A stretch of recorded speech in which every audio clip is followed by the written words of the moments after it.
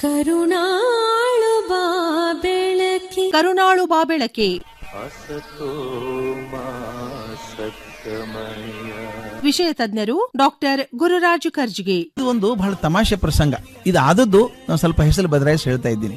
ಒಬ್ಬ ಮಹಿಳೆಗೆ ಹಲ್ಲಿನ ನೋವು ಶುರು ಆಯ್ತು. ವಯಸ್ಸಾದ್ಮೇಲೆ ಆಗ್ತದಲ್ಲ ಹಲ್ಲಿನ ನೋವು ಶುರು ಆಯ್ತು. ಆದ್ರೆ ಹೊಡೆತ ತಳ್ಕೊಳ್ಳೋಕೆ ಸಾಧ್ಯ ಇಲ್ಲ. ಏನ್ ಮಾಡೋದು, ಯಾವ ಡಾಕ್ಟರ್ ಚೆನ್ನಾಗಿದ್ದಾರೆ ಅಂತೆಲ್ಲ ಇವ್ರನ್ನ ಕೇಳಿದ್ಲು.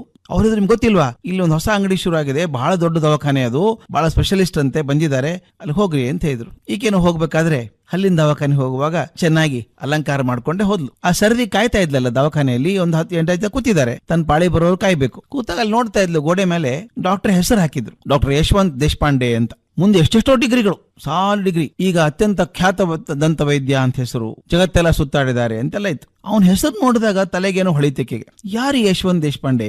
ನಾ ಶಾಲೆ ಕಲಿಯುವಾಗ ನನ್ನ ಕ್ಲಾಸ್ಮೇಟ್ ಒಬ್ಬಿದ್ನಲ್ಲ ಹುಡುಗ, ಅವನೇ ಇರ್ಬೋದಾ? ಅವನು ಯಶವಂತ್ ದೇಶಪಾಂಡೆನೆ. ತಕ್ಷಣ ಅವನ ಮುಖ ಕಣ್ಮುಂದ್ ಬಂತು. ಎಷ್ಟು ಚಂದದ ಹುಡುಗ ಅವನು, ನೀಳಕಾಯ, ಸುಂದರ ಬಣ್ಣ, ಓಡಾಡುವಾಗ ಗೊಂಗುರು ಕೂದಲು ಹಣೆ ಮೇಲೆಲ್ಲ ಹಾರಾಡ್ತಾ ಇತ್ತು. ಕ್ಲಾಸಿನಲ್ಲಿ ಅವನೇ ಬುದ್ಧಿವಂತ, ಏನ್ ಕೇಳಿದ್ರು ಪ್ರಶ್ನೆ ಉತ್ತರ ಕೊಡ್ತಿದ್ದ ಅವನು. ಅದಷ್ಟೆಲ್ಲ ತಲೆಯಲ್ಲಿ ಹೆಂಗ್ ತುಂಬಿಕೊಂಡಿದ್ದೋ ಏನೋ. ಒಂದಿನ ಶಿಕ್ಷಕರು ಕೇಳಿದಾಗ, ಮುಂದೆ ಏನಾಗ್ತೀಯಪ್ಪ ನೀನು ಅಂತ ಕೇಳಿದಾಗ, ವೈದ್ಯ ಆಗ್ತೀನಿ ಅಂತಿದ್ದ. ಅವನು ಒಂದಿನ ಶಾಲೆಗೆ ಬರೆದು ನನಗೆ ಸಂಕಟ ಆಗ್ತಾ ಇತ್ತು. ಕ್ಲಾಸ್ ನಲ್ಲಿ ಅವನಿದ್ದಾಗ ನಾನ್ ಮೇಷ್ಟ್ಗಿಂತ ಅವನನ್ನೇ ನೋಡಿದ್ ಹೆಚ್ಚು. ಗೆಳತಿಯರೆಲ್ಲ ತಮಾಷೆ ಮಾಡ್ತಿದ್ರು, ಪ್ರೀತಿ ಮಾಡ್ತೀಯಾನೆ ಅವನ್ನ ಅಂತ ಕೇಳ್ತಾ ಇದ್ರು. ಅಷ್ಟರ ಮಟ್ಟಿಗೆ ಹಚ್ಕೊಂಡ್ಬಿಟ್ಟಿದ್ದೆ ಅವನ. ಅವನೇ ಇದ್ರೆ ಇರ್ಬೋದೇನಪ್ಪ ಇವನ್ ಡಾಕ್ಟ್ರು, ಇದ್ರ ಚೆನ್ನಾಗಿರ್ತದೆ, ಭೇಟಿ ಆಗ್ತಾನೆ, ನೋಡ್ಬೇಕು ಅವನ್ನ ಅಂದ್ಲು. ಅಷ್ಟೊಳಗೆ ಕಂಪೌಂಡರ್ ಕೂಗಿದ, ವಿಮಲಾ ಯಾರು, ಒಳಗ್ ಬನ್ನಿ ಅಂತ. ಈಕೆ ವಿಮಲಾ ಎದ್ದು ಒಳಗಡೆ ಹೋದ್ಲು. ಒಳಗ್ ಹೋಗಿ ತಪಾಸಣೆ ಕೊಠಡಿಯಲ್ಲಿ ಆ ಕುರ್ಚಿ ಮೇಲೆ ಕೂಡಿಸ್ತಾರಲ್ಲ, ಹಲ್ಲಿನ ಕುರ್ಚಿ ಮೇಲೆ ಕೂಡಿಸಿದ್ರು. ವೈದ್ಯರು ಬಂದು ಮುಂದೆ ನಿಂತ್ರು. ಆ ವೈದ್ಯರು ನೋಡಿದ್ಲು ಆಕೆ. ಅವನು ಬೋಳ ತಲೆ, ದಪ್ಪ ಹೊಟ್ಟೆ, ಒಂಥರ ಇದ್ದ ಮನುಷ್ಯ. ಇವನೇನ ಯಶವಂತ್ ದೇಶಪಾಂಡೆ, ಅಷ್ಟು ಚಂದ ಹುಡುಗ, ಇವನ್ಯಾಕಿರ್ತಾನೆ? ಇನ್ನು ಮುಖ ನೋಡಿದ್ಲು, ಸ್ವಲ್ಪನೋ ಹೋಲಿಕೆ ಬಂದಂಗ ಅನಿಸ್ತು. ಇದ್ರೂ ಇರ್ಬೋದೇನಪ್ಪ ಅಂತ ಹೇಳಿ, ಡಾಕ್ಟ್ರೇ ನೀವು ಹುಬ್ಬಳ್ಳಿಯಲ್ಲಿ ಇಂಥ ಶಾಲೆಯಲ್ಲಿ ಓದಿದ್ರಾ ಅಂತ ಕೇಳಿದ್ಲು. ಹೌದು, ನಿಮಗೇಂಗ್ ಗೊತ್ತು ಅಂತ ಅವನು ಕೇಳ್ದ. ಆಕೆ ಉತ್ಸಾಹದಲ್ಲಿ ತಮ್ಮ ಜೊತೆಗೆ ದಿನ ಅನೇಕ ಗೆಳೆಯರು ಗೆಳತಿಯರ ಹೆಸರು ಹೇಳಿ, ಅವರೆಲ್ಲ ನಿಮ್ ಕ್ಲಾಸಲ್ಲಿ ಇದ್ರಲ್ವಾ?